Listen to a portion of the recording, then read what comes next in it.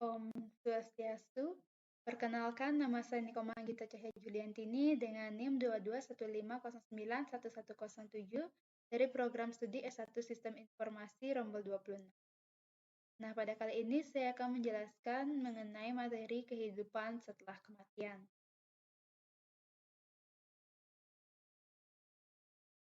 Penelitian spiritual telah menunjukkan bahwa manusia terdiri dari 4 tubuh dasar yang terdiri dari sebagai berikut, yang pertama yaitu fisik, kemudian ada mental, yang ketiga ada kausal atau intelektual, dan yang terakhir yaitu ada suprakausal atau ego halus. Nah, ketika seseorang meninggal, tubuh fisiknya terhenti untuk hidup, namun sisa eksistensi atau kesadarannya terus berlanjut. Nah, eksistensi orang tersebut dikenal sebagai tubuh halus dan terdiri dari tubuh-tubuh mental, kausal, dan suprakausal. Nah, tubuh halus ini kemudian pergi ke salah satu dari 14 tingkatan alam eksistensi halus selain alam bumi. Nah, tingkatan alam di bumi ini dibagi menjadi dua, yaitu 7 tingkatan alam eksistensi positif dan 7 tingkatan alam eksistensi negatif. Di mana 7 tingkatan alam eksistensi positif ini ditempati oleh tubuh rohani yang melakukan perbuatan baik dan melakukan latihan spiritual sesuai dengan jalan positif dari ajaran spiritualitas.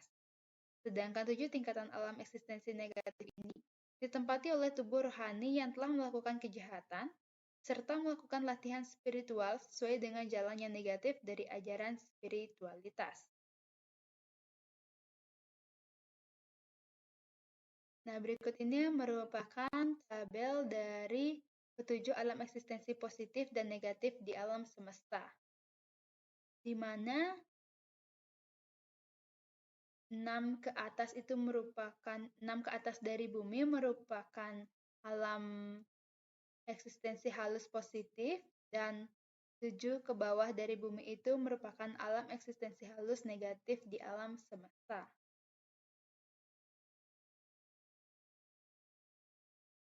Nah, hal yang mempengaruhi tingkatan surga dan ke atas di alam semesta itu seperti tabel berikut ini, di mana tubuh kita ini dipengaruhi oleh tingkat spiritualnya, kemudian komponen satwa, kemudian tipe orangnya, tubuh dominan, dan yang terakhir yaitu emosi dominannya.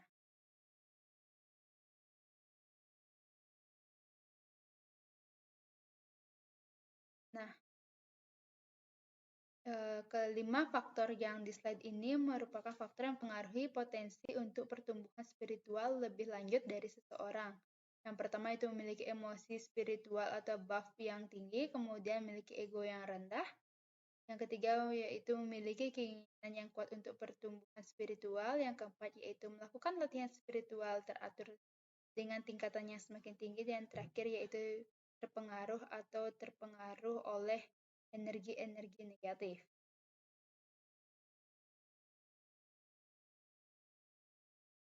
Nah, berikut ini merupakan tingkatan alam neraka.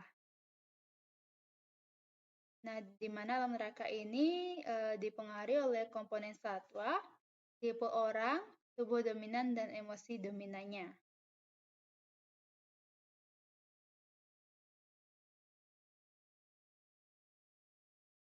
Nah, berikut ini merupakan faktor penentu alam eksistensi tubuh halus, di mana 20% dipengaruhi oleh satwa, 30% dipengaruhi oleh raja, dan 50% dipengaruhi oleh tama. Di mana satwa ini merupakan rasa kemurnian dan pengetahuan. Kemudian raja ini merupakan aksi dan gairah, dan yang terakhir yaitu tama merupakan ketidaktahuan dan inersia. Nah, kemudian kematian yang berkaitan dengan waktu dapat digolongkan menjadi dua kategori. Yang pertama yaitu kematian akhir yang ditakdirkan atau mati secara natural, dan kematian yang mungkin terjadi, di mana di sini digolongkan seperti kematian bunuh diri dan lain sebagainya.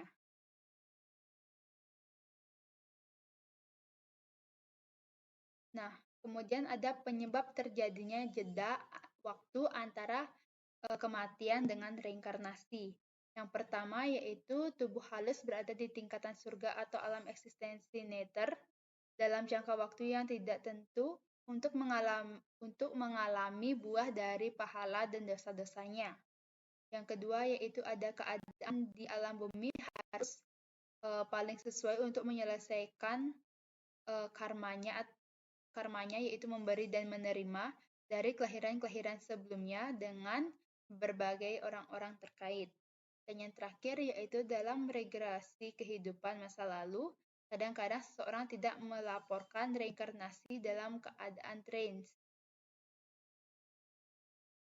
Nah, itu tadi pemaparan materi dari saya. Jika ada kesalahan kata, baik yang disengaja maupun tidak sengaja, saya mohon maaf. Terima kasih atas perhatiannya, dan akhir kata saya tutup dengan Paramasanti.